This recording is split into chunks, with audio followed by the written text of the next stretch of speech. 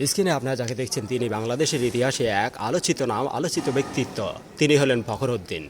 তিনি বাংলাদেশের ইতিহাসের প্রথম ব্যক্তি যিনি সরকারের চেয়ারে বসার পর বাংলাদেশ বরফের মতো ঠান্ডা হয়ে গিয়েছিল এবং দুর্নীতিমুক্ত হয়েছিল।